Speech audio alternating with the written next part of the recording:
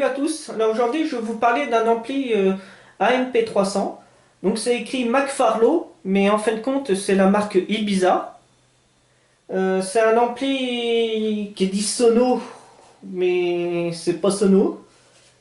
Il est indiqué pour 2 fois 160 watts sur 8 ohms et 2 fois 240 watts sur 4 ohms. C'est archi faux, c'est des puissances max ou des puissances farfelues. En fin de compte, ça fait pas plus de 2 fois 60 watts en 4 ohms et 2 fois 45 watts en 8 ohms. Donc je déconseille à tout le monde d'acheter cet ampli là.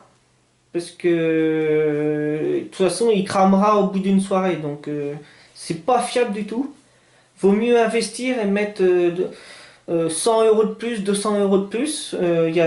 Sur plein de sites, on peut avoir des bons amplis d'occasion qui sont très bons, à pas très cher. Et c'est mieux que d'acheter un ampli comme ça bas de gamme et qui cramera au bout d'une fois ou deux fois quoi. Donc le transformateur c'est un 160 VA donc on peut pas avoir deux fois 160 en 8 ohms, c'est impossible. Donc maintenant on va découvrir un peu l'intérieur. J'ai ouvert la trappe. Donc voici l'intérieur de l'ampli. Donc le transformateur, c'est un 160 VA. Il fait 2 fois 27 volts et 1 fois 12 volts. Donc ça peut être très bien pour des petits montages. Vous pouvez récupérer ce transfo là. Ça sert à rien de réparer l'ampli parce que il recramera de toute façon, c'est très mal conçu. Rien que pour l'alimentation, il n'y a que 4 condensateurs de 1000 microfarads 50 volts. C'est pas avec ça que vous pouvez envoyer du son dans les haut-parleurs en fait. Vous allez plutôt griller vos enceintes plutôt que d'avoir du bon son. Donc dans cet ampli, vous pouvez récupérer les sorties Spicon qui sont ici. Ça peut servir. Le transformateur que je vous ai parlé tout à l'heure. Sur cet ampli là, bon, il y a le pont de diode. Ça peut être à récupérer. Normalement, le régulateur, celui-là c'est un 7812 et celui-là c'est un 7912. Donc ouais, ceux-là vous pouvez les récupérer aussi. Mais sinon là-dedans, il n'y a pas grand-chose à prendre. Hein, les petits transistors si vous voulez, mais si l'ampli a claqué, vous pouvez être sûr que les 2 SA 940 qui sont fixés sur le dissipateur, ils sont HS. Donc il y en a 8. Il y a 8 transistors 2SA 940. Ça fait 4 transistors pour une sortie. Donc c'est du PNP. Hein, ils ont utilisé que du PNP. Les résistances d'émetteurs sont aussi grillées. C'est des 0,33 ohms. 0,22 ohms dans celui-là. De 1 ohm. Donc celle-là, elle claque à chaque fois. Il y a aussi les résistances bleues qui servent à piloter la base des transistors. C'est du 33 ohms, 1 quart de watt. Donc celle-là, elle claque systématiquement. Vous avez les transistors aussi qui claquent ici. C'est du 2SA 1015 et 2SC 1815. Donc cela il claque. Donc ça peut être cette voie là ou cette voie là. Hein. Vous avez également, il faut contrôler toutes les résistances et les diodes. Souvent vous avez des diodes AN41 48 qui claquent. Ouais. Il y a de la 470 ohms, celle-là elle claque aussi. 220 ohms elle claque. Donc il y a toute cette partie là qu'il faut contrôler. Cette partie là. Et puis bien sûr tout ça a changé quoi. Donc une voie. Et ça c'est la deuxième voie. Et pareil, les résistances, les transistors et toutes les résistances et diodes AN41-48. Donc systématiquement ça claque. Donc c'est pour ça que je déconseille de réparer cet ampli là. Au pire vous pouvez en refaire un, en faire un autre. Et servir du transformateur qui est ici. Les régulateurs peuvent vous servir également. Mais sinon tout le reste ça dégage. Même le dissipateur, je déconseille d'utiliser ce dissipateur là. Ça refroidit rien du tout. Les transistors chauffent et après ils claquent. Ce qui est normal. Par contre, ça, vous pouvez sûrement le réutiliser. Le bar graphe à LED. Donc j'ai pas encore étudié son fonctionnement, mais je pense qu'on peut le réutiliser avec un autre ampli à la place de celui-là. Donc si vous voulez pas, si vous savez pas faire un ampli manuellement à la main, vous pouvez récupérer les pièces, hein, bien sûr. Donc celle-là même, par exemple, si vous avez deux transistors de claquer sur les quatre, ne récupérez pas les deux qui sont encore bons parce que ceux-là ils vont claquer dès que vous allez les mettre sous tension. Pareil pour les résistances. S'il y en a une de claquer et les trois autres qui sont bonnes, les récupérez pas, elles serviront plus. Elles vont claquer dès que vous allez vouloir les mettre quelque part et vous n'allez pas savoir pourquoi. Et c'est la résistance qu'elle avait un prix un coup quoi en fait. Pareil pour les transistors et pareil pour ici. Tout ça c'est pas à récupérer. Pareil pour ça et ça. Bon, ceux-là vous pouvez les récupérer si vous voulez. Le petit condensateur et une résistance. Les 4 chimiques, bon 1000 micros, 50 volts. Oui, vous pouvez, mais c'est pas sûr qu'ils soient vraiment fiables. Le pont-diode, ça vous pouvez, et les dérégulateurs. Et puis bien sûr, petit condensateur et la résistance. Là-dessus, il n'y a que ça à prendre. Le ventilateur, les sorties Spicon, les entrées RCA, ça vous pouvez récupérer. Et puis le bar graphe à LED, ça vous pouvez. La caisse peut servir aussi. La caisse de l'ampli, ça vous pouvez la réutiliser pour faire un autre ampli. Voilà. Vous pouvez tout à fait prendre par exemple un STK, les anciens STK des amplis des années 80. Ceux-là, c'est très fiable. Ça va fonctionner mieux que ce genre d'ampli là en fait. Voilà. On va continuer après la vidéo. Je vais démonter pour étudier un peu le bar graphe, un peu l'ampli de plus près. Et puis, je vous dis à tout de suite. Alors voici comment ça fonctionne. Nous avons la prise secteur ici, avec un fusible. Donc si votre appareil est en panne, bien vérifier le fusible. Parce que si le fusible est HS, il ne va pas redémarrer. Donc j'ai été obligé de couper les fils pour le sortir. Donc il y a la phase et le neutre. Et il y a le fil de terre.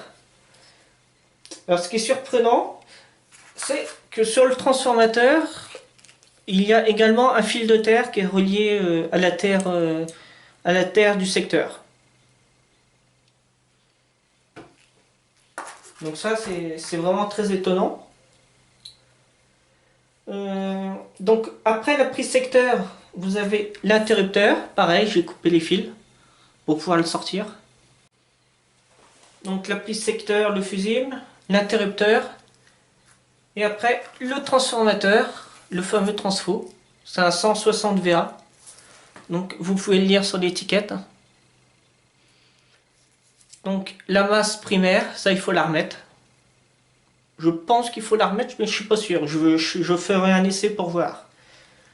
Donc j'ai été surpris aussi. Je vais m'asseoir. C'est que pour le secondaire de l'alimentation, j'ai enlevé la gaine de protection. Donc ça, fil bleu, c'est les tensions, VCC, et ça c'est la masse secondaire, masse secondaire, pas confondre avec la masse primaire. Donc quand j'ai enlevé la gaine, surprise, je me suis rendu compte que le 12 volts en fait du transformateur ne sert pas parce que les fils sont coupés. Donc a priori ça ne fonctionne pas, le 12 volts. Moi je m'en serais servi pour le ventilateur par exemple, mais bon. Donc je reprends un interrupteur. Ici j'ai le transformateur, l'interrupteur, le transfo et le secondaire qui part à l'ampli. Donc le courant il fait ça. Il passe par la prise secteur, l'interrupteur et après le transformateur, le primaire. Donc ici vous pouvez voir, c'est ponté ici. En fait c'est pour pouvoir l'utiliser en 230 volts. Parce que ce transformateur là on peut l'utiliser aussi en 110 volts. En Angleterre par exemple ils sont à 110 volts. Alors maintenant le secondaire du transformateur il arrive sur la carte de l'ampli. Donc j'ai coupé les fils, il est soudé directement sous la carte. Donc voici donc l'alimentation. Donc pour le moins VCC, on a deux condensateurs de 1000 microfarads 50 volts. Le plus étant relié à la masse et le moins relié au moins VCC. On a une résistance de 2,2 kΩ 3 watts et un condensateur de 100 nanofarads 63 volts par exemple. Donc moins VCC, ça fait moins 32 volts sur cet ampli. La résistance, elle sert, par exemple, quand vous éteignez l'ampli, ça sert à décharger les deux condensateurs de 1000 microfarads. Donc pour le plus VCC, pareil, la résistance, les deux condensateurs de 1000 microfarads 50 volts et le petit condensateur de filtrage 100 nanofarads 63 volts. Alors ici, j'ai dessiné 4 diodes, mais c'est un pont de diode en fait. Et il y a 4 diodes dedans, et le pont de diode c'est RS607. Donc voici pour le plus VCC et moins VCC de l'alimentation. Ensuite, vous avez un régulateur 7812 qui c'est un ampère max sur dissipateur celui-ci. Donc une résistance de 470 ohms 1 watt. Donc on se prend sur le plus 32 volts. Un condensateur de 47 micros 35 volts. Donc déjà là on est arrivé à 27 volts à peu près. Ça fait un peu beaucoup pour attaquer un régulateur 7812. J'aurais abaissé la tension, mais bon, c'est très mal conçu. En sortie, on a un 100 microfarads de 16 volts. Et on a le plus 12 volts qui nous servira plus tard. Donc ce plus 12 volts, ça sert à l'alimentation du bar graphe à LED.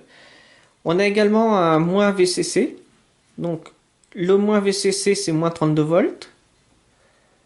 Qui arrive sur une résistance 68 ohms de watts. Le régulateur, donc j'ai mis les numéros des pattes des régulateurs parce que ça change entre un positif et un négatif. En sortie, un 100 microfarads, toujours. Donc le plus à la masse, le moins au moins 12 volts. Donc on a un moins 12 volts. Et ce moins 12 volts, il sert à alimenter le ventilateur. Je ne sais pas pourquoi ils ont fait ça. Mais ils ont mis le plus du ventilateur à la masse et le moins du ventilateur au moins 12 volts. Donc ce régulateur de 7912, le moins 12 volts, il n'est pas sur un dissipateur, donc ça ne doit pas tirer grand chose dessus. Il sert uniquement à l'alimentation du ventilateur. Contrairement au plus de 12 volts qui lui sert à l'alimentation du bar graphe.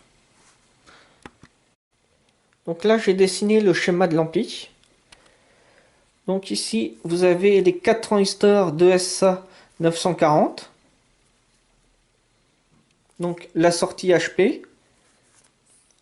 Alors comme vous voyez, il y en a deux qui sont reliés avec deux résistances de 0,22 ohm 3 watts. Les émetteurs communs sont au moins VCC. Et les deux autres transistors, c'est les deux collecteurs qui sont reliés, les deux émetteurs pardon, qui sont reliés au OUT HP sans résistance, contrairement aux deux autres. Et on a deux résistances de 0,22 ohm qui sont sur les collecteurs qui sont reliés au plus VCC. Donc plus 32 volts. Ensuite, on a pour les bases, on a des résistances de 33 ohms, un quart de watt. Et tout ceci est alimenté par une série de transistors. Donc on va commencer par le début. Ça c'est in, l'entrée du signal audio. Il passe par un condensateur, un petit filtrage. On arrive dans la base d'un transistor d'ESA 1015. J'ai mis des 2SA pour les PNP et 2SC pour les NPN c'est des 2SC 1815 à chaque fois. Et 2SA c'est 2SA 1015. Donc on a une résistance de 1,5 kΩ qui est reliée à la sortie HP. L'émetteur au plus ESCC à travers une résistance de 33 kΩ. On arrive dans l'émetteur d'un autre transistor. Celui-là c'est encore un 2SA 1015. Donc le collecteur est relié au plus HP, au sortie HP je veux dire. La base, on a une résistance de 12 kΩ qui est également reliée au out HP, la sortie. Donc ensuite on a une résistance qui va sur deux petits condensateurs. On reprend notre collecteur de tout à l'heure du 2SA 1015. On arrive sur une base d'un 2SC 1815. Donc l'émetteur est relié à la sortie HP. L'émetteur, lui, va alimenter une autre base d'un 2SA 1015. Donc le collecteur est relié à une résistance de 220 ohms à l'émetteur du transistor. Et le collecteur du transistor est même relié à la sortie HP. Donc l'émetteur arrive pour alimenter les bases des deux premiers transistors que je vous avais parlé, les 2SA 940. Pour les autres transistors, on passe par une diode AN4148. On arrive dans une résistance. On a une autre résistance de 4,7 kΩ qui est reliée au plus VCC. Donc ceci alimente la base d'un 2SC 1815. Donc on a une résistance de 33 ohms sur l'émetteur qui est relié à la sortie HP. Le collecteur lui sert à alimenter les deux autres transistors, donc le signal de base qui passe par des résistances de 33 ohms. Donc c'est vraiment très simple comme schéma, mais ça fonctionne pas longtemps, c'est ça le problème. Donc tous les schémas que je vous ai fait voir tout de suite, que j'ai fait à la main, c'est cette carte-ci en fait. Donc l'alimentation avec le pont de diode. J'ai fait qu'un côté, donc on peut dire qu'on coupe là en deux. J'ai fait ce côté-là par exemple. Donc avec les résistances et les condensateurs de chaque côté. Les transistors, donc 2SA 1815 et 2SA 1015 et 2SC 1815. La résistance 0,22 ohm, 3 watts. Eux, ils ont mis 1 watt, mais 3 watts, c'est encore mieux. Donc, si c'est des 1 watt, c'est vraiment pas puissant du tout. Et pour alimenter les bases, les 33 ohms qu'on a ici. Donc, la base se trouve ici, sur ce transistor, sur le transistor. La patte du milieu, c'est l'émetteur. Et la troisième patte, c'est le collecteur. Donc ça, c'est pour un transistor 2SA 940. Par contre, la sortie HP, je le tourne, elle se fait par ce petit strap. Et normalement, ça doit sortir, vous voyez, sur ce connecteur. Donc ça peut pas sortir beaucoup. Même 60 watts, c'est trop à mon avis. 60 watts, ça va même pas dans le strap. Le strap cramerait. Donc eux, ils ont soudé en dessous. Pour les HP, sous le connecteur. Mais avec ce petit strap de rien du tout, ça risque pas de fonctionner beaucoup. Là, j'ai tout démonté. Ça, c'est les sorties HP. Donc, on a du Spicon. On a du comme ça. J'ai oublié le nom tout de suite. Et on a des sorties sur bornier. Donc, un bornier noir, un bornier rouge. Donc, le rouge, c'est le plus et le moins, c'est la masse. C'est relié à la masse secondaire de l'ampli, pas la masse primaire. À travers le fil noir, c'est la masse commune. Il y a ça, c'est une sortie et ça, c'est une deuxième sortie. Donc les deux sorties comme ça. Il y a un fil rouge pour une sortie et un autre fil rouge pour l'autre sortie. Ce fil là, le rouge pour l'autre sortie. Donc voilà, sortie 1, la masse commune, et sortie 2 de l'ampli. Voilà, vous avez le ventilateur qui est relié sur le moins 12 volts. C'est un peu bizarre hein, parce que, comme vous voyez, c'est un régulateur 12 volts DC, donc continu, 0,18 ampères. Donc oui, ça consomme pas beaucoup, c'est pour ça que le régulateur n'est pas sur un dissipateur. Il va pas chauffer du tout. Moi, je l'aurais mis en plus 12 volts, avec une régulation thermique pour refroidir plus ou moins suivant la température de l'ampli. Eux, ils ont fait au plus simple. Ça confirme toujours que c'est vraiment un ampli bas de gamme. Je ne conseille pas d'acheter cet ampli là. Vous pouvez le faire, hein, mais vous pouvez en acheter des amplis comme ceci, mais au niveau en conseil, je conseille pas de prendre ce genre d'ampli. Alors voici maintenant une autre carte, ouais. Ça c'est le bar graphe à LED. Là on a le témoin de mise sous tension. Donc eux ils ont mis qu'une LED. Ils auraient pu en mettre une deuxième, c'est prévu. 24. 1, 2, 3. Donc il y a 5 LED qui sont prévus, eux ils en mettent qu'une. C'est vraiment pour réduire les coûts de production. Donc le plus 12 volts du régulateur, il sert pour alimenter ça en fait. Le 12 volts est repris ici, donc à travers une résistance, on arrive sur une LED.